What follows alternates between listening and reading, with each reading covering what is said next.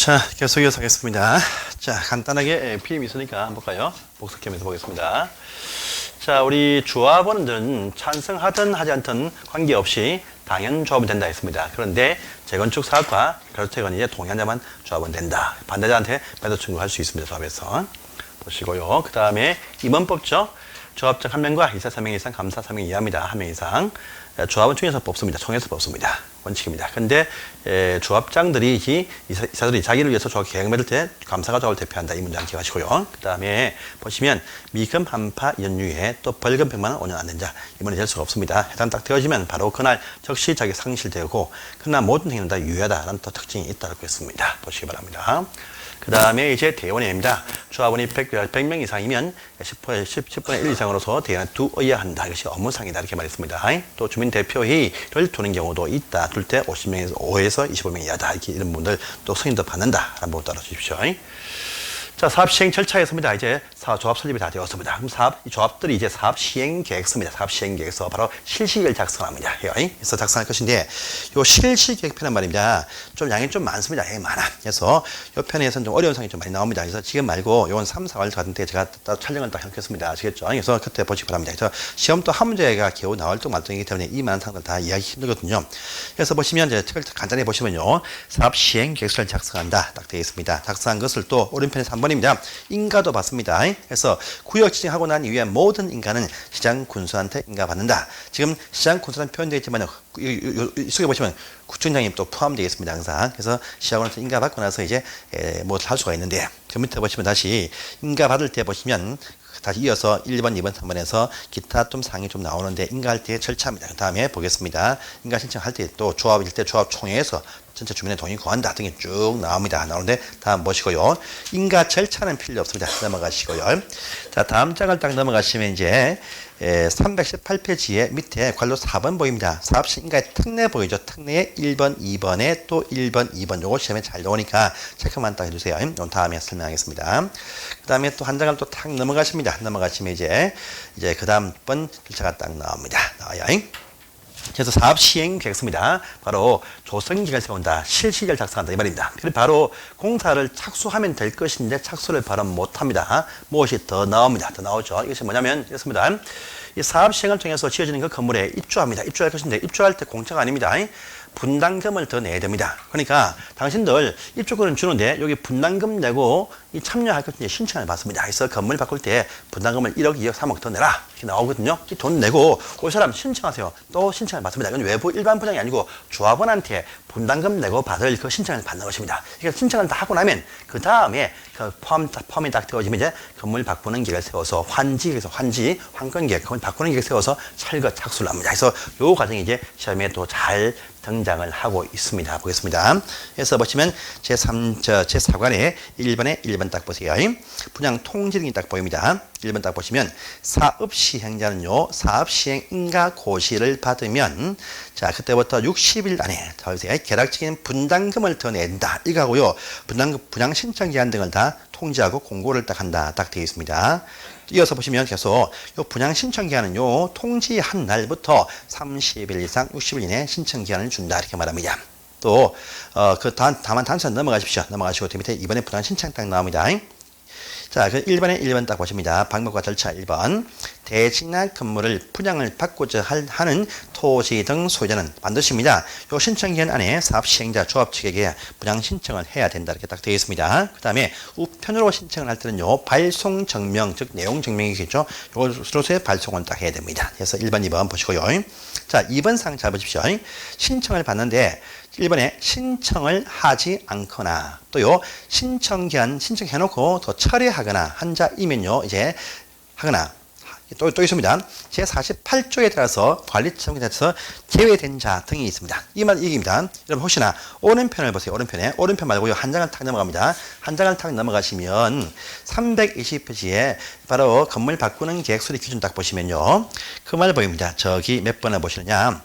3번을 딱 보세요. 너무 좁은 토지냐? 지금 322페이지에 관리처분 기술의 기준 딱 보시면 박스 안에 기준 3번 딱 보입니다. 너무 좁은 토지거나 정비구역이 지정되고 난 이후에 토지 분할, 즉 지분 나눈 자의 어떤 그 취득한 토지일 때는요, 청산을 딱 보이죠? 요겁니다. 뭐냐면 여기입니다. 보시면 자, 사업 시행 계획서에 보니까요, 전체 1000세대 계획을 딱 세웠습니다. 딱 계획을 세웠는데 그 중에서 70% 해가지고요, 조합원 어떤 할당 부분 해가지고 700세대 이건 조합원한테 할당한다 이렇게 딱 계획을 딱 세웠고요. 또 외부 일반 분양에서 30% 해가지고요, 외부에 300세대 일반 분양을 쳐가지고요, 일반 분양 대금으로서 공사의 비용에 만 충당을 하게 됩니다. 그런데 조합원 신청을 받는데, 자, 조합원 신청을 받습니다. 받는데 요 신청 받아보니까요, 그쪽에 토지 등 소유자들이 몇 명이냐 딱 보니까 물령 2,000명이 있다. 다 신청했다고 합니다. 그럼 줄 집이 없습니다. 그럼요, 이 중에서 1,300명은요 제외할 수가 있다 이거죠. 그래서 너무 작은 지분이면 또요, 분할되어진 어떤 지분 쪼개기 한자가 보인다. 그럼 이때 포함해서 제외 당할 수도 있습니다. 그래서 신청을 했지만 너무 많이 신청하면 제외 당할 수도 있고, 제외 자체가 항상 나오게 되어 있습니다. 있어요. 그래서 그 말인데요. 다시 앞장 가서 이제 왼편을 딱 보십니다. 왼편 밑에 1-1번 딱 보세요. 그래서 신청 받는데 신청하지 않거나 신청기한 했다가 다 처리하거나, 또는요, 이 신청을 받았지만 너무 많을 때 관리처분계획을 세울 때 제외당할 수 있습니다. 제외 한자 같은 게 있다 할 때는요, 관리처분계획 인가받은 그 다음날부터 90일 안에 현금 청산을 해서 정리합니다. 그래서 요 2-1번도 다 문장을 딱 외워두세요. 그래서 요 부분도 시험에 나올 수 있습니다. 절차, 분양 신청받는 절차와 효과가 이게 딱 나와 있습니다. 보시고요. 그 밑에 2번, 3번은 필요 없습니다. 넘어가시고, 자, 이 정리를 다 한 다음에 다 이루어지면 그 다음에 관리처분 계획, 즉 건물을 바꾸는 계획을 수립을 한다. 이렇게 딱 나옵니다. 지금부터 이제 이것이 제일 중요한 사항인데요. 건물을 바꾸는 일종의 환지와 같은 성격의 계획입니다. 그래서 건물을 바꾸는 계획인데 이 계획에 포함될 내용과 또 다음 페이지에 더 중요한 기준, 이것이 참 중요합니다. 그래서 보겠습니다. 자, 관리처분 계획을 이제 수립을 하게 됩니다. 그래서 정리 다 하고 난 다음에 바로 이것을 수립을 하는데 이 과정을 보겠습니다. 자, 보시는데요. 오른편 딱 보시면 사업 시행자들은요, 분양 신청권이 종료가 딱 되어지면 신청을 기초로 해서 다음 사항이 포함이 되어진 관리처분 계획을 수립을 해서 다시 시행원한테 인가를 받게 되어 있다. 딱 되어 있습니다. 인가 받는데 요 포함될 내용, 요것도 여러분들 암기할 사항 중에 하나입니다. 그래서 도시관리계획의 내용과 그다음에 환지계획의 내용과 요 관리처분 계획의 내용, 세 가지는 계획의 내용은 암기가 필요합니다. 그래서 요 계획의 내용도 여러분들 암기를 하셔야 되는 계획 중에 하나에 포함되어 있습니다. 그래서 요 계획을 한번 보겠습니다. 첫 번째 1번입니다. 자, 분양한다, 환지한다, 또 환건한다. 저 건물을 교환하기 위한 설계합니다. 그 표현이 바로 분양 설계한다. 부릅니다. 그래서 건물을 어떻게 교환시킨다, 분양 설계를 딱 합니다. 그 다음에 2번입니다. 제외할 사람 다 제외하고 청산 다 한 다음에 확정되어진 분양 대상자가 누구냐를 이번엔 딱 적습니다. 보이시죠? 보이시죠? 그래서 갑입니다. 갑 이 사람이 확정이 딱 되었다라고 딱 합니다. 이 사람이 이제 분양 대상자다 이렇게 확정이 딱 되었습니다. 이걸 딱 표시를 딱 합니다. 그다음에 3번에 보세요. 분양 대상자 이 사람이 신청한 그 분양 예정 대지금의 추천입니다. 그래서 이 사람 딱 보니까 종전에 10평짜리를 가지고 있는 분인데 요 사업을 할 때 1대 1.5로 딱 계획을 딱 세웠습니다. 그래서 이 사람한테 원래 15평을 지급하는 것이 원칙입니다. 원칙인데 당연히 이런 평수가 안 나옵니다. 안 나오니까 최소 평수 24평이 나온다 하더라도 자 플러스 7평만치 9평만치 돈을 더 내야 됩니다. 내야 되니까 이 사람이 신청한 것이 뭐냐, 이 사람이 35평이 주어진 몫인데 24평을 신청을 했다 이거죠. 신청했다. 그래서 신청한 요 24평짜리가 얼마냐 추산을 딱 해보니까 이것이 만약에 5억이다 이렇게 딱 나온다고 합니다. 이것을 표시합니다. 그래서 이 사람 신청한 분양 대상되는 요 평수가 얼마짜리다 이것을 파악을 딱 해야 된다 이렇게 말합니다. 이것이 3번에 딱 있습니다. 신청한 그 분양 예정 대지금의 추산액을 기재한다 이렇게 말합니다. 그 다음에 또 4번에 보세요. 그 다음에 요 분양 대상자 15평입니다. 15평. 종전에 있던 요 권리가 현재 얼마냐? 이것이 얼마냐? 이것이 금액이 얼마냐? 이것도 추산한다고 합니다. 그래서 사업 시행 인가 고시가 있는 날 기준에서 판단해 가지고 이것이 딱 보니까 3억이다 이렇게 딱 결정이 딱 되어집니다. 그래서 보니까 4번에 있습니다. 분양 대상자의 종전 토지나 건물의 명세 및 그 사업 시행 인가 고시나 있는 날 기준한 가격이 이렇게 딱 나옵니다. 나오죠. 이걸 딱 빼고 다음에 또 5번 보세요. 보시면 이 전체 정비 사업비가 얼마 발생되느냐 보니까 전체가 3천억이 발생이 된다 생각합니다. 이것이 외부 일반 분양분 다 투입해가지고 요 중에서 2천억은 외부 일반 분양한테 이것을 전가시킨다. 그 다음에 1,000억 이것은요 조합원들이 부담해야 될 조합원의 부담 부분이다 이렇게 딱 나옵니다. 그래서 나눠보니까 1인당 1억이 더 필요하다 이렇게 딱 나옵니다. 나와요. 그럼 나옵니다. 보세요. 그러면 종전주택이 3억짜리 평가가 딱 되어졌습니다. 그런데 신청한 평수 24평은요 5억입니다. 5억이라. 또 사업비 1인당 할당 플러스 1억 더합니다. 그러면 이 차익분 2억 플러스 1억 이것이 이 사람이 내야 될 돈입니다. 이것이 포함된다. 이 말 되겠습니다. 보세요. 그래서 이거 보시면 5번 딱 보시면요. 전체 사업비의 추산액을 산정해가지고 이에 따르는 조합원의 부담 규모, 분담금 규모와 부담금 시기가 나와 있다. 딱 되어 있죠. 이해됩니까?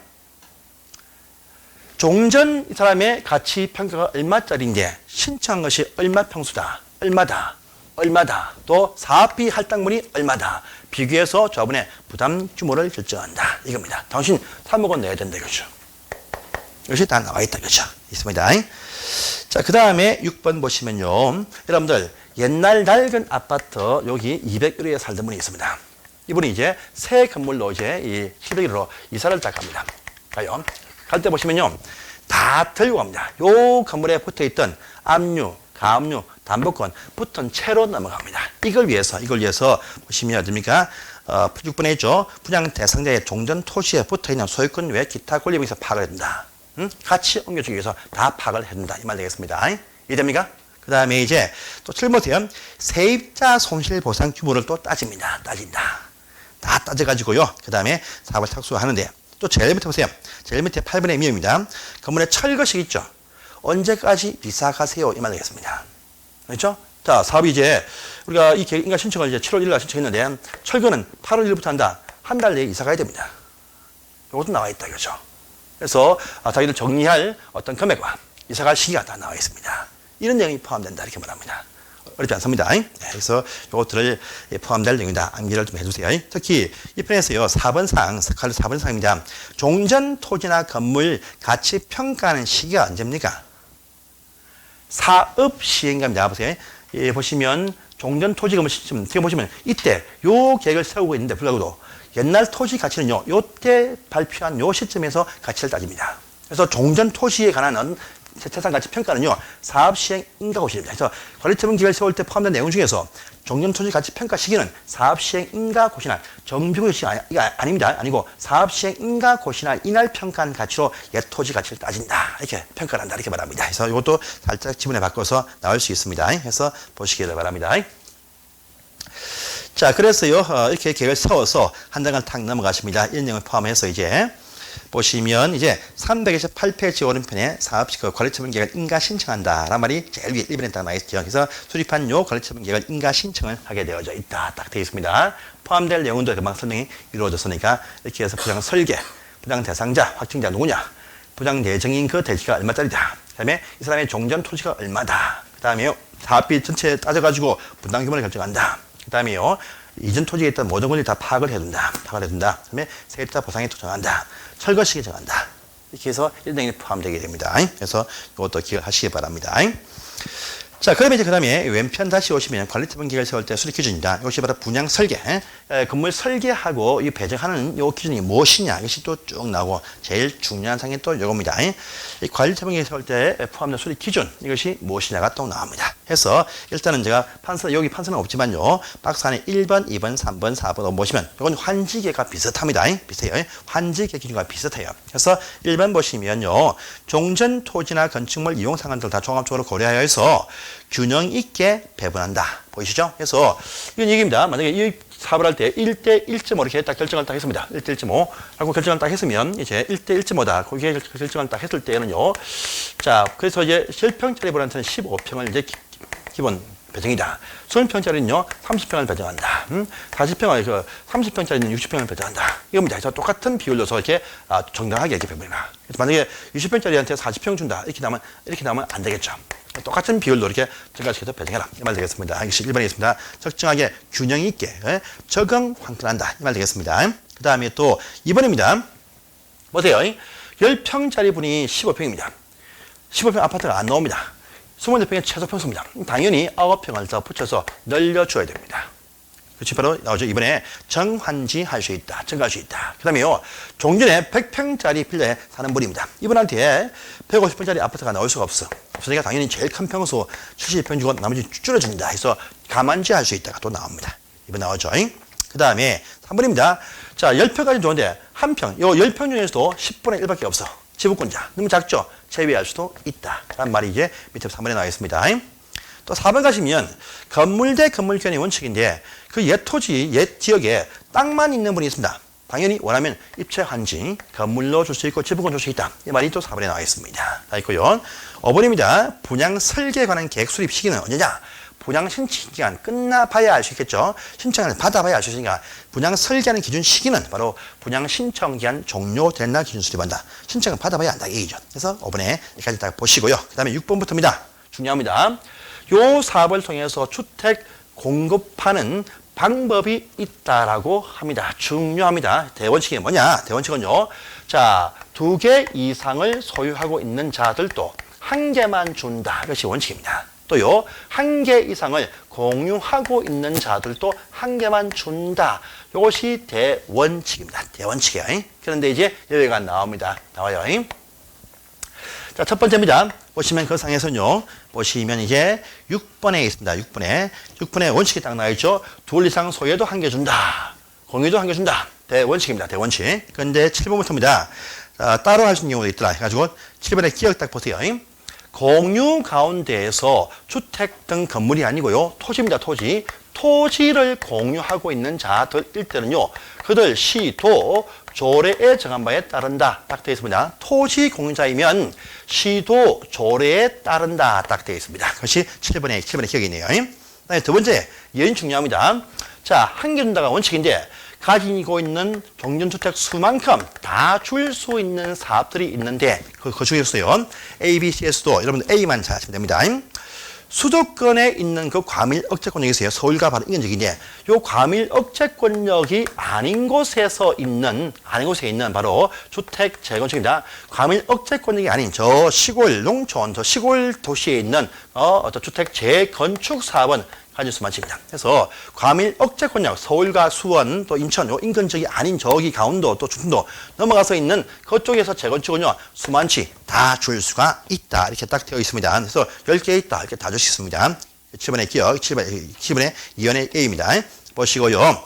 그 다음에 디귿입니다. 디귿 보시면 이런 말 나옵니다. 1개 준다가 원칙입니다. 1개 준다가 원칙이야. 원칙인데요. 종전에 가진 평수가 아주 그래요. 종전에 가진 주거 전용 면적 요 범위 안에서 또는요 종전주택 가액 요 범위 안에서 신청을 하면요 1+1 두 개 줄 수 있다 할 겁니다. 뭐냐면요. 근데 이제 1개는요 1+1인데 1개 신청 평수 1개는 뭐냐? 1개는 60 이하 소형 평수로 주겠다 이렇게 말합니다. 요 60 이하는요 소유권 이전 받으면 그 다음 날부터 3년까지 전매 되팔지 못한다 또 금지 제한을 하고 있습니다. 이 내용이 또 밑에 보시면 디귿에 나와 있어요. 종전 토지나 건축물의 그 주거전용 면적 또는 그 평가한 가액 범위 안에서 신청하면 1+1 줄 수 있다. 두 개 줄 수 있습니다. 1개는 60이하다. 이건요 3년간 절망할 수 없다. 제한 받습니다. 그 내용이 디귿에 있습니다. 다음에 리얼입니다. 리얼 보시면 규모 작은 사업이죠. 가로주택 정비 사업입니다. 요 사업은요 4개까지 줄 수가 있는 경우도 있다. 다음에 설명하겠습니다. 그 다음에 또 제일 밑에입니다. 미연 가세요. 자, 과밀 억제권력 서울시입니다. 서울시. 과밀 억제권력 아니라 할지라도 그 장소가 투기 과열지구가 아니라고 한다면요 3개 줄 수가 있다. 신설되어진 사항이죠. 그래서 서울시 안에서도요 투기지구가 아니면 3개 줄 수 있습니다. 지금 한국에 투기가지구가 없습니다. 한국에 지금 없으니까 서울시의 재건축 다 3개 줄 수 있다. 주택 공급 활성화를 위해서 이렇게 나왔던 개념 되겠죠. 요 사항이 참 중요합니다. 그러니까 밑에 7번의 기형, 이연의 또 A, 또 디귿, 리얼, 미연 참 중요합니다. 반드시 확인 꼭 하세요. 다음 시간에 이거 꼭 나올 겁니다. 이렇게 해서 분양 설계를 한다. 이렇게 아시면 되겠습니다. 자, 그 다음에 그 밑에 보시면은요, 1번입니다. 그런데 분양 신청을 받아보니까 조합원 할당분이 남습니다, 남아.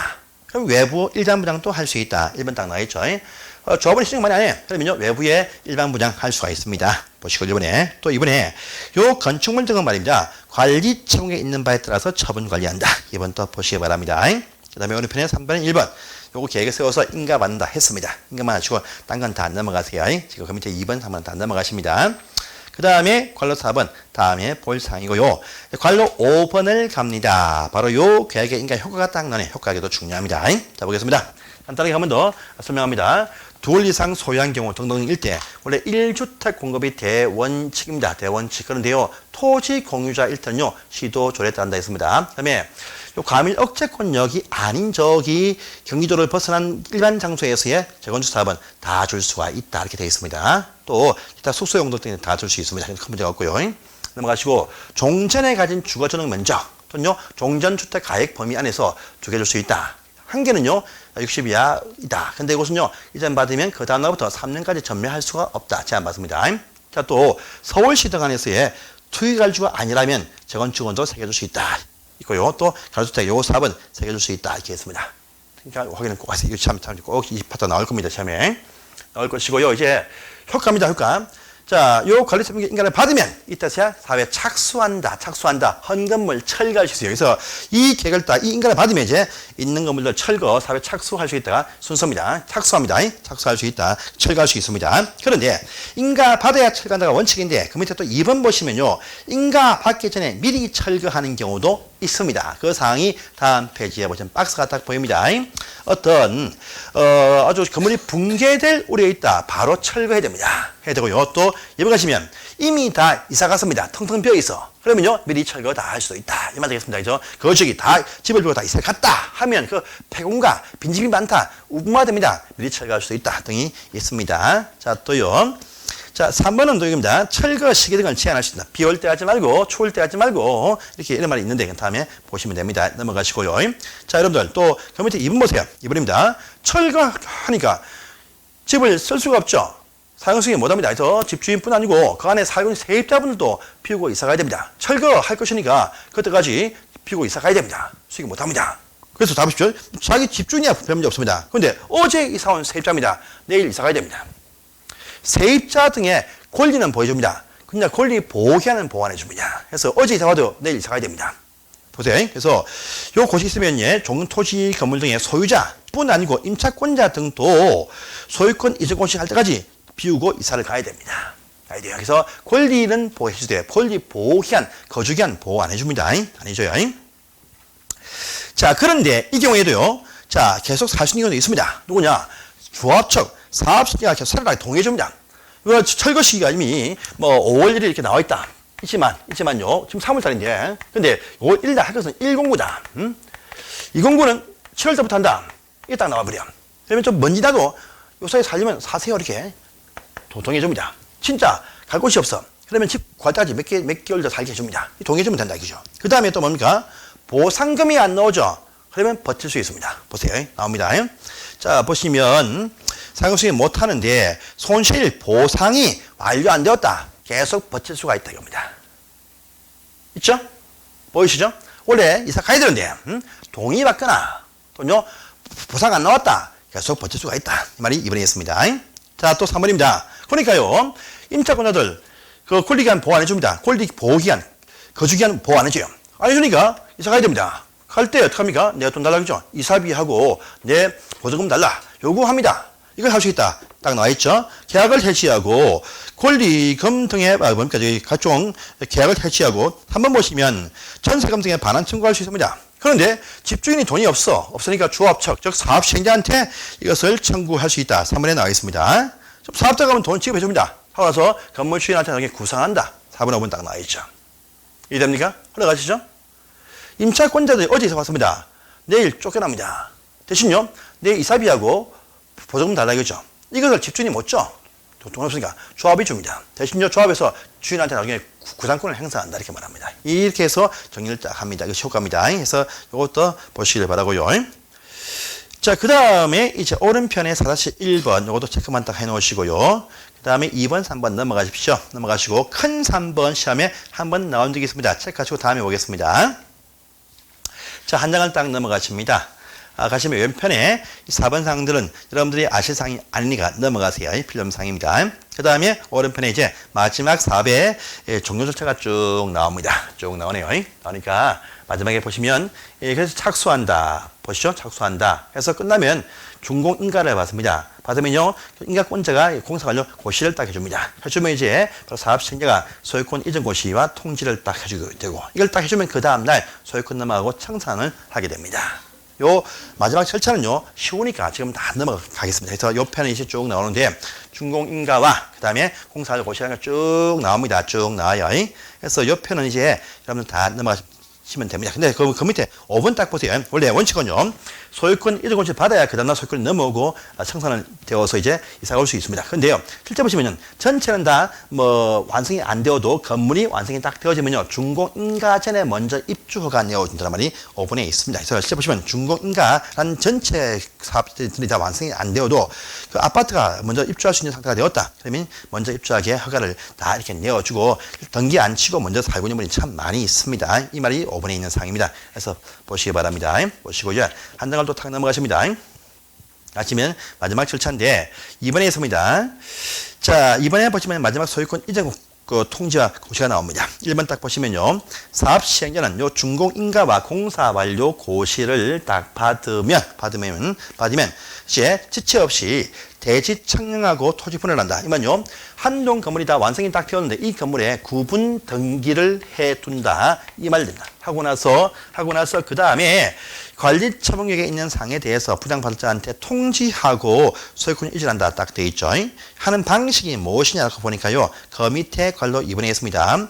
소유권을 이전하고자 할 때는요, 그 내용을 지방신문에 고시한 다음에 이를 보고하면 된다. 딱 되죠. 그래서 소유권 이전 고시만 딱 해버리면 이어서 그 다음 날에 소유권을 취득한다. 이렇게 이번에 딱 나와 있습니다. 그래서 소유권 이전 고시라는 것을 딱 해버리면 자동적으로 그 다음 날에 소유권이 이전이 딱 되어서 자기 집이 된다. 이 말 되겠습니다. 그래서 미리 다 입주는 했지만 요거까지 해줘야 등기를 칠 수 있다. 이 말 보시면, 이 말로 이해하시면 됩니다. 그것이 이제 이번에 있고요. 그 다음에 또 관로 2번 보십니다. 관로 2번에 양관로 2번 보시면 요 분양받을 때 소유권 이전을 했을 때 종전 토지나 건물에 있던 각종 권리가 다 붙은 채로 넘어온다 했었죠. 보이죠? 이것이 또 지금 보입니다. 딱 보시고요. 그 다음에 3번입니다. 이미 소유권은 이전되었지만 또 등기도 딱 해줍니다. 등기도 해준다. 3번에 보시면 딱 나와 있죠. 등기도 지체 없이 등기를 딱 해서 이제 등기도 해서 등기를 딱 해줍니다. 이게 뿐 아니고요. 3번입니다. 그 다음날에 이제 청산금이 확정이 딱 되어서 줄 돈 주고 받 돈 받습니다. 그래서 그 다음날 되면 청산금을 확정해서 지급하고 이제 교부하고 이제 징수를 한다. 이렇게 말합니다. 그래서 교부징수한 똑같은 말이 쭉 나오거든요. 교부징수한다. 안 받으면 공탁하고요. 또 안 내면 강제징수한다 하고요. 징수 완료하면 4% 준다. 똑같은 말 쫙 나옵니다. 또 이 권리를 5년간 행사 안 하면 소멸돼서 없어진다. 라는 말 또 딱 나와 있습니다. 그래서 3번에 딱 있고요. 그 다음에 혹시나 종전 토지나 건물에 압류 환자가 있다. 그러면요, 청산금에 대해서 지급 전에 물상 대위할 수 있다는 말이 오른편에도 4번에 딱 나와 있고 나중에 한 번씩 볼 사항입니다. 이까지가 사업 정리 절차입니다. 끝이 났습니다. 지나고요. 이제 요 이하는요, 기타 사업 시행 특례가 쭉 나오는데 좀 양이 좀 많습니다. 보세요. 1장, 2장, 3장, 4장 있죠. 요 상에서도 한 문제가 한 3년마다 한 번씩 나오는데 요 상에 대해서는 다음에 여러분들한테 설명하겠습니다. 지금은 아실 필요 없고요. 하나만 딱 보시면요, 331페이지를 딱 보세요. 331페이지 보시면 물론 이 경우에도요, 토지를 사용할 수가 있습니다. 이것뿐 아니고요. 그 밑에 5번 딱 보세요. 일단은 우리 세입자한테 정당한 법적 보상합니다. 조합 측에서는요, 법에 있는 대통령령을 정하는 손실보상으로 보상을 해야 됩니다. 해야 돼요. 근데 그 손실보상 이상으로 많이 영업 손실보상 등을 지급해주면 그 주어진 만치 비례해서 용적률을요, 100분의 125%까지 더 완화할 수 있다. 딱 보이죠? 그래서 이것이 용산 사건 때문에 나왔던 조항입니다. 세입자한테 권리비 반환 해줄 의무가 없습니다. 근데 그런 것도 해주면 해준 만치 비례해서 더 많이 혜택을 주겠다. 이 말이에요. 100분의 125 나왔죠? 체크하시고요. 또 한 장을 또 넘어갑니다. 넘어가시면 오른편에 7번 보세요. 7번. 아까 저희가 주택 재건축 사업과 가로택 정비 사업일 때 조합 설립에 반대한 자 등에 대해서 조합 측에서 매도 청구 등을 할 수 있다라는 말도 보이시죠? 이런 것도 있습니다. 있고요. 그 다음에요, 다시 다시 또 그 밑에 보시면요. 주택 재건축합니다. 여러분들 주택 재건축할 때 아까 설립 동의 받습니까? 주택 재건축하고자 할 때 주합 여기들이 구역 내에 설립하기엔 동의 요건 아까 배웠었죠? 전체에서 얼마입니까? 4분의 3, 4분의 3이었죠. 개별 동동들마다 얼마입니까? 과반수였죠. 과반수. 근데 전체는 다 찬성을 딱 합니다. 해요. 근데 요 한 개 중에 반대를 딱 하고 있어요. 그럼 사업 못합니다. 못해요. 모든 동이 과반수. 또 전체가 요 동의가 필요합니다. 근데 한 개 중에 딱 반대하고 있습니다. 그러면요. 이 동을 다 빼버리고 이쪽을 토지 분할시켜버리고 이쪽만 할 수 있게 해준다가 나옵니다. 인상도의 보시면 8번에 있습니다. 한 동이 반이 찬성 안 해요. 이쪽은 빼고 할 수 있어요. 그래서 이쪽 부분 토지 강제 분할해버리고 빼버리고 이쪽만 싹 할 수가 있다. 하면 또 8번에 딱 나와 있고요. 이런 상태이 쭉 나오는데 이건 다음에 천천히 보시면 됩니다. 또 하나 넘어가세요. 하나 넘어가시면 이제 334페이지입니다. 9번을 딱 보세요. 여러분들 산동네 개선사업지역이 합니다. 요 지역에 토지 여러분들 용도지역이 뭐겠습니까? 용도지역. 보통 다 녹지입니다. 녹지. 녹지하려면요 전용 주거지역이 많이 있습니다. 아파트 지을 수가 없습니다. 없으니까 이쪽 지역에 주거인 개선사업지역이 딱 결정이 딱 되어지면 아파트 올라가게 토지 지역이 바뀌어버립니다. 보세요. 보시면 1번입니다. 1번 딱 보시면 주거인 개선사업지역의 발표가 딱 되어지면 그 장소는요 제2종 1단적으로 바뀌어버립니다. 그런데 이 사업시행 방식이 수용 방식이면 3종 일반적으로 그 높은 아파트에 바꿔준다. 그래서 지역 변경 특례를 줍니다. 이 경우 1번입니다. 있습니다. 1번 딱 체크만 딱 해놓으세요. 자, 기타 이런 식의 특례가 쭉 나오는데 이런 상황들은요 지금 보지 마시고 저 5월달 이후에 천천히 몇 개 찍어서 딱 보시면 시험에 거의 다 맞춰서 나옵니다. 그 다음에 보칙, 이 벌칙편은요 보실 것이 없습니다. 없는데 하나만 339페이지에 보시면 제 상관입니다. 339페이지에 정밀사업 전문관리 업자가 딱 보입니다. 업자가 우리 추진위에서 이게 뭡니까? 그래서 그 추진위원회에서 이제 그 임명한다, 그 시정한다 딱 되어 있습니다. 있는데 이 업자에 하는 업무가 밑에 박스가 쭉 나와 있죠. 업자의 업무인데 한 단을 딱 넘어가시면 업무 수행할 수 없는 상황이 딱 나옵니다. 이 업자들이 할 수 없는 업무가 건물 뭡니까? 그 지원해주고 요 뒤에서 보조 협력하는 업무는 있는데, 근데 그물을 철거한다든지 설계, 시공, 회계감사, 안전담 업무 못합니다. 못한다. 실제 보시면 못하는데 실제 요 업무들 하면서 이 구를 빼먹습니다. 그래서 검증하는 업무 5개사항 체크만 다 하시고 나머지는 이제 보실 필요가 없다. 이렇게 넘어가시면 되겠습니다. 다 넘어가시고 이제 훌쩍 넘어갑니다. 훌쩍 넘어가시고 뭘 보시느냐? 주택법으로 이제 가시면 되겠습니다. 주택법. 여러분, 그러니까 건축법을 했는데 바로 저번 주에 7월 20일 날 시행 또 법령이 또 나왔습니다. 7월 20일 시행 법령도 시험에 포함되거든요. 그래서 배우신 법에서 상당히 많은 사람이 바뀌었습니다. 그래서 다음 과정 때 제가 표로서 이렇게 설명을 좀 하고요. 이 책이 나고 난 이후에 바뀐 사항들 다음 주나 그 다음 주에 전체적인 파악을 해가지고 다 배포를 쫙 하겠습니다. 카피에서 올리겠습니다. 아시겠죠? 예. 계속 지금 바뀌고 있습니다. 법이. 그러니까 저희들만 정신이 없습니다.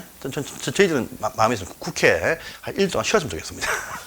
여러분들이 계속 바꾸니까요. 예.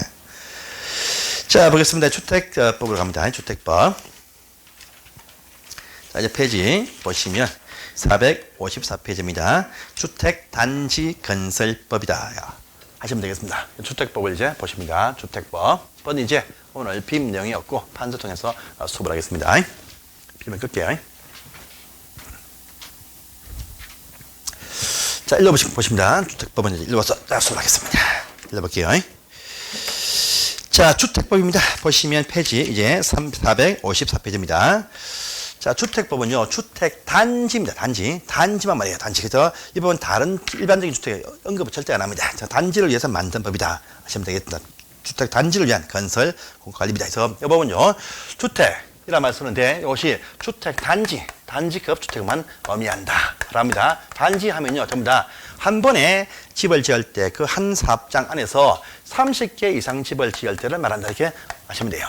그래서 한 번에 지을 때 30호 이상입니다. 그래서요, 이것이 보시면 단지가요, 단독주택 단지가 나올 수 있어요. 단독주택 단지. 이것을 개별 호라 부릅니다. 그다음에 공동주택 단지는 흔히들 많이 보십니다. 개별적으로 부를 때는요, 세대 이렇게 부릅니다. 그래서 이 30세대 더 이상 나올 때 단지로 딱 봅니다. 이것만 얘기합니다. 그래서 이 부분요, 주택 단지지 개별 주택은 언급 안 합니다. 다 한 번에 한 사업장에서 나온 것이 30호 등 이상일 때만 여기에 해당이 된다. 이렇게 말합니다. 그래서 단독 공동이 딱 구분이 딱 되어집니다. 첫 번째 보십니다. 주택 딱 보이시죠? 근데 단독은 우리가 건축법 가시면 다시 협의의 단독주택, 또요 무슨 다중주택, 또요 다가구주택, 또 공간 이렇게 구분했었죠. 했었는데 우리 주택 단지는요 다중주택 단지 이런 거 나오지를 않습니다. 순수하게 협의의 단독주택 단지만 나올 수 있다 특징이 있습니다. 근데요 공동은 다시 보시면 우리가 배웠습니다. 아파트 주택, 연립주택, 그 다음에요 다세대주택, 또 하나 뭐 있죠?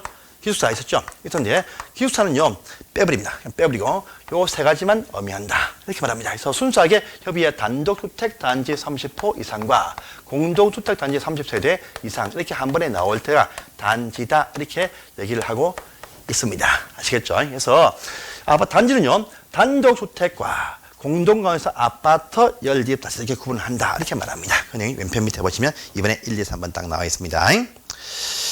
자, 그 다음에 오른편에 3번 갑니다. 3번에 이런 표현 나옵니다. 이건 건물 구조입니다. 구조에 따른 주택단지의 분류입니다. 분류. 이거 말고요. 건물 투입되어진 자금입니다. 건축할 때에 어떤 자금 투입이냐.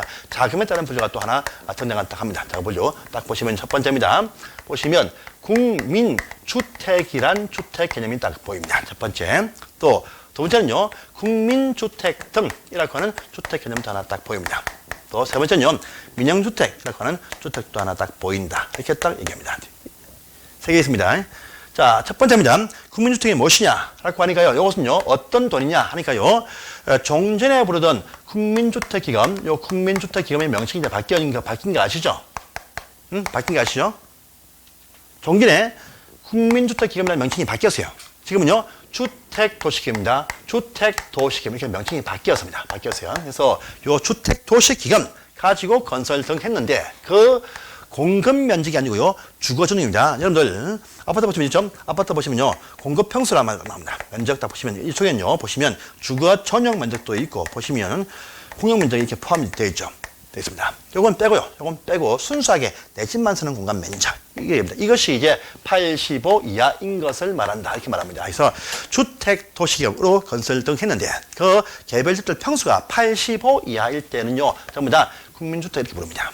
그런데 이 85 이하 이것이 뭐냐? 이것이 말입니다. 저 시골 농촌. 수도권도 아니고 저 시골 농촌. 농촌에서는요. 농촌에서는 100가지도 본다. 이렇게 또 이어서 나와 있습니다. 그래서 이것도 하나 체크를 다 해주세요. 자, 그 다음에 국민주택 등 딱 붙여. 등 딱 붙이면요. 위에 이것도 포함해서 기타를 포함합니다. 그래서 요 등을 딱 등이 있습니다. 등은 첫 번째입니다.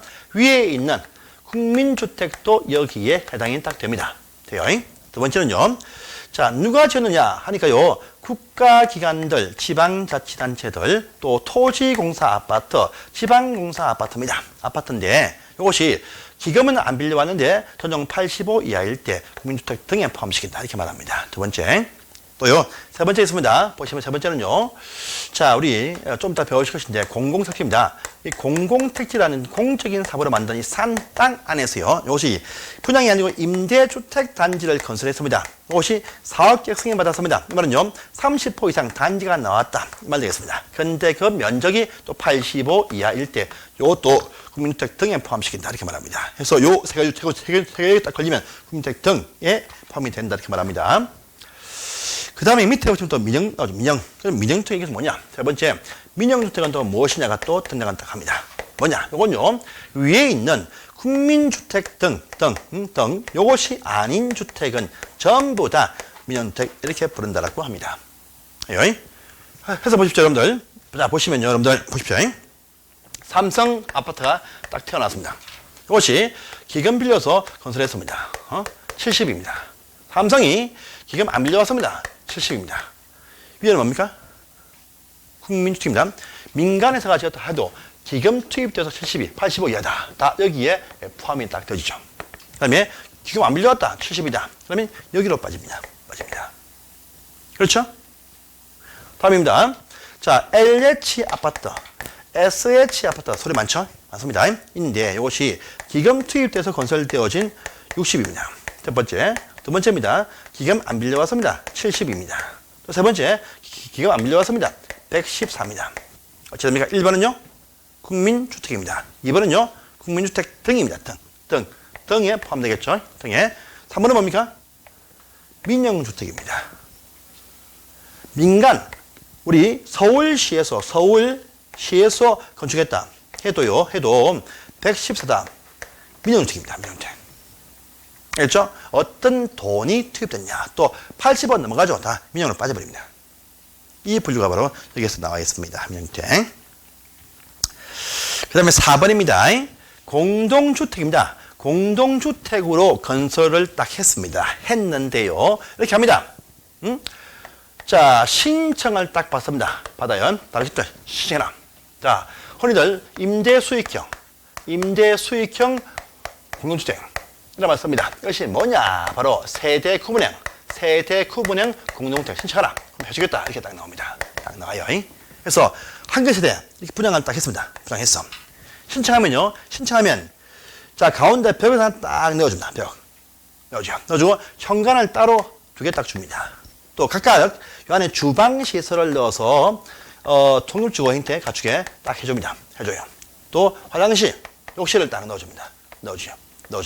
넣어주고 최소 면적은요. 여러분들 우리 주택법은요. 1인 가구 최소 거주 면적 얼마냐? 14제곱미터입니다. 각각 최소 14제곱미터 이상은 나오게 한다. 합니다. 상한선은 없습니다. 그러면서 요 벽입니다. 요 연결벽을요. 나중에 합할 수 있게 경량구조로 설치하든지 연결문을 딱 붙입니다. 붙여요. 또요.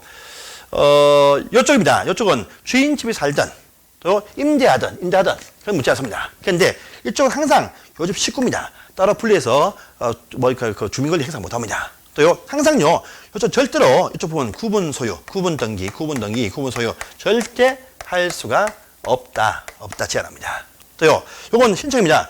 전체 해줬습니다. 전체 세대수에서 3분의 1까지만 가능하다. 상한선 제한해요. 또요 이런 면적도 단지 전체 주거 조정 면적에서 3분의 1 제한합니다. 그래서 3분의 1 이내에서 14 이상으로서 구분 등기 할 수 없게 구분해서 설 수 있는 세대 구분형 공급도 가능하다. 이렇게 되는 부분이 오른편에 4번에 있습니다. 있으니까 체크를 하시기 바랍니다. 절대 구분 등기 안 됩니다. 영원한 이집 식구입니다. 그래서 흔히들 말할 때 임대수익형 이렇게 부릅니다. 임대수익형이다. 그래서 이겁니다. 하나 넘어가시고요. 다음에 5번에 보시면요. 이제 도시형 생활주택 딱 보이죠? 도시형 생활주택. 이것도 공동주택의 일종입니다. 공동주택의 일종인데 처음부터 건설할 때 이것을 도시형 생활주택 이렇게 지을 수 있게 또 하나 추가되었습니다. 도시형 생활주택. 이건요. 도시지역이라는 요 지역 안에서 1명, 2명 사는 이런 가구를 위해서 큰 평수가 필요 없어. 그래서 어떤 규모가 작은 소형 평수로서 공급을 소형 평수로서 싸게 또 값도 싸게 신속하게 공급을 하기 위해서 나온 말입니다. 그래서 이거는 도시 지역 안에서만 나올 수 있다 특징을 가지고 있습니다. 그런데 요 단지는 너무 크면 안 돼요. 그래서 최대 원래 단지 수는 제한 없지만요. 요 경우는 300세대 최대 미만 되게 단지 규모가 제한받습니다. 또요 개별 집들 1명 정도 살죠. 너무 크면 안 돼요. 여러분들 일반적인 주택은요 평수 제한 있습니까? 제한 한국에 지금 없습니다. 없지만요 이 경우는요 한 집당 제일 커도 국민주택 규모가 얼마냐? 85 정도 됩니다. 그죠? 국민주택 규모 전부 다 85 이하입니다. 85 이하. 그래서 이 85 이하로 이렇게 건설하게 해주었다라고 합니다. 이렇게 말합니다. 그 내용이 이제 첫 번째 보시면 제일 박스들 위에 나와 있습니다. 도시지역 안에서 국민주택 규모로서 300세대 임대되게 짓게 해준다. 딱 되어 있죠. 그러면서 요것들 외부 형태입니다. 형태가 또 나오네요. 여러분들 주택단지에서 한방구조인 원룸형 아파트가 있습니까? 없습니까? 없습니다. 평수 작은 사관 아파트 여기 가보셔도 돼요. 집이 작습니다. 하지만요, 현관 열죠. 방이 하나 꼭 있습니다. 꼭 있어야 돼요. 집안에 방이 있어야 됩니다. 근데 방이 따로 없는 원룸 형태, 그냥 한방구조로서 지켜줍니다. 현관 딱 열면 화장실과 보일러실 빼고 다 보이는 이렇게 집을 지켜줍니다. 그죠? 이것이 나왔습니다. 원룸형. 그 다음에 또 단지 형태의 다세대 단지와 단지 형태의 연립주택 이것도 나올 수 있게 해줬어요. 그런데 이미 이쪽도 보시면요. 단지 형태의 연립다세대가 이미 있습니다. 이미 있죠. 이건 또 뭐냐? 차이점이 있죠? 이쪽은 단지수 제한이 있습니까? 없죠. 그럼 300세대면 제한받습니다. 평수 제한이 있습니까? 없어요. 여기는 80을 이하 제한받죠. 이걸 맞추어서 300 안 되게 지어내면요. 혜택을 하나 더 줍니다. 혜택을 딱 줘요. 여러분들 아파트는 보시면요. 5개층 이상이다라죠. 요건요. 4개층 이하죠. 근데 책 보십시오. 밑에 단지형 다세대 연립입니다. 자, 단지형 다세대 연립주택은 건축이 심의를 거치면 주택 층수가 몇 층으로? 5층까지 한 층을 더 줍니다. 이렇게 조건을 맞추어서 단지 형태 다세대 연립을 지으면 한 층을 더 준다. 5층까지 하게 해준다. 혜택을 준다. 그렇죠. 이 혜택이 있습니다. 그 다음에 위에 올라갑니다. 원룸형입니다. 원룸형입니다. 한방구조죠. 한방구조로서 집을 짓게 해줍니다. 해줘요. 그런데 최소는요 14 이상 필요하다랍니다. 그런데 원룸은 크면 안 돼요. 그래서 원룸은 상한선이 50제곱미터 이하 제한합니다. 그런데 이것이 만약에 30제곱미터 이상 나온다고 한다면 공간을 하나 쪼갤 수 있게 해줍니다. 벽을 치게 해줍니다. 그래서 30 이상 50 이하이면 공간 2개로 구분할 수 있게 해준다. 또 특징이 있습니다. 그 내용도 위에 박스에 나와 있습니다. 그래서 보시기 바라고요. 자, 복합 제한 이것은 지금은 통과하시고 다음에 한 바퀴 돌고 나서 보실 상입니다. 넘어가십시오. 자, 딴 거 6번 넘어가시고 오르면 7번 가면 7번 준주택 보이죠? 준주택. 자, 주택이 아닌데 준주택이라는 것도 있습니다. 이것도 벌써 시험에 2번 나왔습니다. 요 용어가 나온 지가 딱 5년 딱 됐는데 시험에 2번 나왔습니다. 주택이 아닌데 주택처럼 쓰고 있는 집이 참 한국에 많습니다. 그것이 바로 준주택입니다. 준주택. 첫 번째입니다. 오피스텔들 주택 기능 많이 하고 있습니다. 첫 번째. 두 번째입니다. 기숙사도 학생들 기능하고 있습니다. 세 번째입니다. 여러분들 고시원. 이것이 뭐냐? 바로 다중생활시설. 요거 주택 기능 많이 하고 있습니다. 이것도 이게 포함됩니다. 생활시설. 또 네 번째입니다. 노인복지시설 참 많습니다. 양로원도 포함됩니다. 그래서 요 시설들 가운데에서 실버타운 형태 노인복지주택만 여기에 해당이 된다. 딱 보시면 되겠습니다. 그래서 오피스호텔, 기숙사, 다중생활시설과 노인복지시설 가운데서 노인복지주택만 여기에 포함이 된다. 네 가지가 준주택입니다. 준주택. 거기에 오른편에 나와 있습니다. 7번 보시고요. 그 다음에 8번 갑니다. 8번에. 여러분들이, 자, 이 부분 전부 답니다. 이 부분 항상요, 항상 말할 때 주거 전용 면적만 말하지, 딴 거는 언급 절대 안 합니다. 안 해요. 안 합니다. 그래서 항상 이 부분요, 딴 건 다 빼고 순수하게 자기 힘만 쓰는 부분만 얘기를 하고 있습니다. 알겠죠? 그래서 이게 뭐냐? 보십니다. 자, 단독주택 단지가 나올 때의 조준이다. 여러분들, 단독주택을 한 사업장 안에 집을 막 지어요. 지을 때 필지를 쪼개어서 이렇게 집을 지어줍니다. 이렇게 30개가 딱 나올 때 사업으로 본다. 이렇게 말합니다. 보는데, 자, 요 필지에 있는 집이 딱 있습니다. 집이 딱 있어요. 보시면 집이 딱 있을 것이고, 또 요 창고 등도 여기에 둘 수가 있습니다. 또 지하실도 둘 수가 있습니다. 여기서 요 대지내에 모든 바닥을 다 합방건해서, 여기 지하실 빼고요. 지하실 빼고 창고 등의 부속품을 다 빼고 나서 순수하게 요것이 공간 1층, 2층만 합한 것을 가지고 말한다. 이렇게 말합니다. 근데 지하실이 거실로 서면 또 포함된다. 이렇게 말하네요. 그 내용이 이제 밑에 보시면 1번에 나와 있습니다. 자, 두 번째, 공동주택은요, 공용 면적이 다 빠집니다. 복도, 계단 다 뺍니다. 빼고 나서 순수하게 내 집만 서는 부분이 있습니다. 그래서 현관문을 딱 열면요. 문을 딱 열면, 여러분 뭐가 보입니까? 문을 딱 열면 큰 방 벽, 작은 방 벽이 막 보이죠? 보입니다. 이 벽들, 요 건물 내부의 벽들 다 없다라고 가정을 하고요. 이 집에 가는 바깥쪽에 있는 벽입니다. 외벽, 이 외벽의 벽 두께는 빼고요. 안에 보이는 부분만 내부선 가지고 산정한 것이 바로 이것이 공동에서의 주거주택 이렇게 말합니다.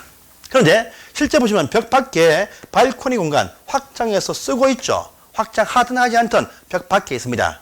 어떻게 하죠? 뺍니까? 다 합니까? 다 제외합니까? 아니죠. 요 가장 긴 벽에서 거리 1.5m까지만 공제를 해주고 넘는 부분은 포함된다. 똑같이 해석합니다. 이렇게 해서 판단합니다. 자, 밑에 2번입니다. 주택 평수 제한이 없다 했었죠.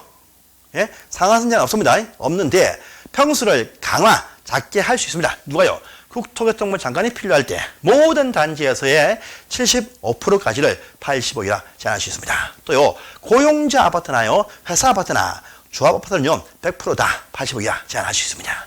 그 말이 또 나와 있죠. 그래서 또 시험에 벌써 2번 나왔으니까 확인하시기 바랍니다. 자, 넘어가시고 다음 페이지입니다. 자, 공공특기 나옵니다. 공공특기. 이건 다음에 볼게요. 공공사업으로 조성한 공동주택 건설 용지입니다. 이만 파가지고 넘어가십니다. 지금 그 사업이 아는 것이 무엇이냐 한번 나올 수 있는데 다음에 볼게요. 그 다음에 2번입니다. 밑에 박스 밑에 2번입니다. 주택단지입니다. 이게 뭐냐? 주택단지 하면요, 여러분 안에 참 많습니다. 단지 하면 요 안에 오시면 주택 건물이 쫙 있겠죠. 백일동, 백이동이 있습니다. 있습니다. 또 103, 104 벽고가 있습니다. 있어요. 107, 108 벽고가 있습니다. 있어요. 뿐 아니고 각종 어떤 상가 등의 부대시설, 봉시설 막 이렇게 붙어 있습니다. 막 있어요. 있는데 한 단지입니다. 한 사업으로 건설했습니다. 그런데 요 단지 안에 사업계획서에 보니까요, 관통하는 도로가 있습니다. 이것 때문에 하나의 사업장이 있는데 요 도로 때문에 1단지, 2단지 이렇게 구분이 딱 되어집니다. 뭐냐? 철도, 뭐 이거 다 빼고요. 2번, 3번 보세요. 요 안에 사타선 20m 폭 이상의 일반 도로, 8m 폭 이상의 도시계획도로가 관통되어지면 단지가 구분 딱 되어집니다. 1단지, 2단지 이렇게 구분되어집니다. 이 말이 이제 밑에 2번에 있습니다. 오른편입니다. 여러분들 단지 내에 부대시설, 복리시설 그거 엄청 많죠? 외우시면 안 됩니다. 외울 수도 없어요. 자, 부대가 뭐냐? 단지라면 꼭 필요하다. 단지 내에는 꼭 반드시 단지 안에만 있다. 꼭 필요한 것이 바로 부대입니다. 부대. 본인은요, 단지 밖에도 엄청 많이 있어요.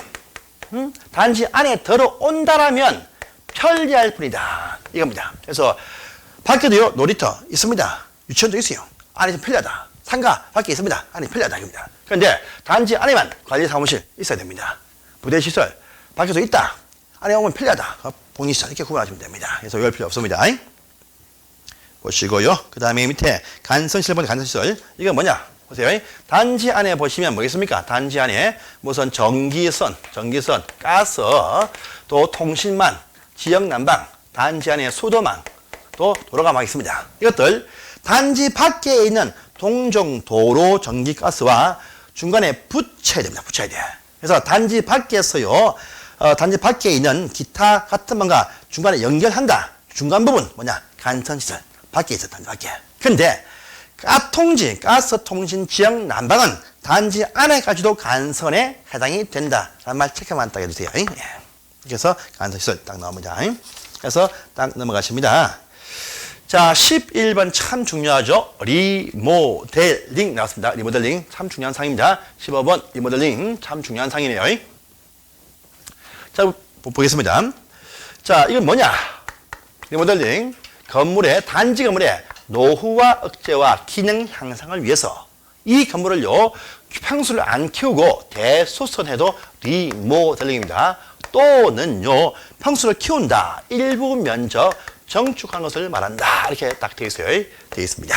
되어 있고요. 자, 그런데 여러분들 대수선 이건 비용이 많이 듭니다. 정축을 많이 하고자 합니다. 해요. 그런데 무한정 크게 키울 수 없어요. 정축할 때 종전 주거 전용 면적 기준 해가지고요. 거기서 30% 최대 넘을 수 없다. 규모치 않습니다. 그런데 그 종전 평수가 85제곱미터 미만의 소형 평수라면 40%까지 넣을 수 있게 해준다라고 합니다. 근데 평수를 키우죠? 인기 좋습니까? 인기 안 좋아. 안 키웁니다. 대신요. 그러면 요걸 포기하고요. 요 키우는 면적, 요 범위 안에서요. 기존 단지 세대수입니다. 기존 단지 세대수. 요것을 100분의 15%까지 증가시킵니다. 시켜서 이걸 외부 일한테 일반 분양해가지고요. 요 비용 가지고 싹 고치면 가치가 딱 올라가겠죠. 그래서요. 평수를 포기하고 요 범위 내에서 세대수를 더 늘려갑니다. 15%까지. 이걸 외부 일반 분양해가지고요. 요 비용 가지고 더 고칩니다. 그럼 비용이 가치가 올라간다겠죠. 이렇게 많이 합니다. 하는데, 자, 여러분들, 늘릴 때입니다. 원래 원칙입니다. 단지 안에서요. 요 주택 건물이 딱딱 있다라고 한다면, 있으면요. 이렇게 합니다. 원래 원칙은요. 이제 옆으로입니다. 수평으로 이렇게 넓혀라. 요것이 원칙이고, 또 필요하면 별동을 지어라. 이렇게 원칙입니다. 그러면 단지가 보기 싫죠? 보기 싫어. 그러니까 이 상태에서 수평 정축과 또 별도 정축 안 좋아합니다. 안 좋아요. 안 좋아합니다. 그래서 위로 올라간다. 수직 정축하면 건물이 더 멋져 보일 수가 있습니다. 그래서요, 최대 3개층까지 위로 올라갈 수 있게 해줍니다. 그런데 이 건물이 14층짜리 이하짜리 건물은요, 구조 안전 때문에 2개층까지밖에 올라가지 못한다. 이런 제한도 붙습니다. 어때요? 여러분, 혹시나, 자, 여러분들, 이 주택 건물도 있습니다. 단지 내에 낡은 상가도 있어요, 상가. 이것은 30%입니다. 근데 상가는요, 10%밖에 못 올립니다. 상가는 10%. 그렇죠? 여기 있는 봉이시설, 요거는 10%입니다. 주택 30%입니다. 그런데 혹시나 주상복합 주택으로 지어진 것은 비율 같습니다. 30, 30 같이 키웁니다. 원래 상가부는 10%입니다. 평수가 키울 수 있는 것이. 그런데 복합 건물은요, 같은 비율로 키울 수 있다. 이런 부분도 있습니다. 그래서 그 내용들이 이제 1번, 2번, 또 3번, 4번 이렇게 나와 있습니다. 보십시오.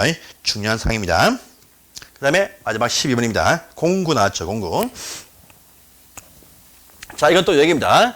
아까 제가 설명할 때 요 단지 안에 하나의 사업장입니다. 사업장인데 단지 안에 관통하는 도로 등 때문에 1단지, 2단지 구분이 된다 라고 했었습니다. 그런데 지금은 이겁니다. 지금은요, 구분 안 합니다. 안 해요. 그냥 요 두 다 단지가 딱 있어. 단지가 딱 있네. 단지 규모 뒤에 가면 나옵니다. 600세대 이상 되는 규모의 단지라면요. 단지 구분이 아니고, 단지의 구분이 아니고, 단지 공사입니다. 이쪽을 나누어서, 이쪽은 1단지가 아니고 1공구, 이쪽은요 2공구. 나누어서 이쪽 먼저 착수한다. 착공 신고한다. 먼저 부정한다. 또 먼저 입주한다. 사용검사 받는다. 이렇게 말해요. 그래서 이쪽 먼저 착수하고 분양하고 입주하고 뒤에 이쪽을 착수 분양 입주하겠다. 단지는 한 단지입니다. 그래서 공급을 분할해서 착수할 수 있습니다. 이때 한 공구 내에서 최소 300세대 이상 나오게 해야 된다. 이렇게 말합니다. 그 내용이 이제 밑에 12번에 있습니다. 그래서 여기까지가 법우리 총칙이었습니다. 이제 단지의 건설과 그다음에 촉진과 이제 분양 등이 쭉 나올 것인데 요건 다음 주에 보겠습니다. 오늘 여기까지 하겠습니다. 자, 여러분들 질문 없습니까? 수고하셨습니다.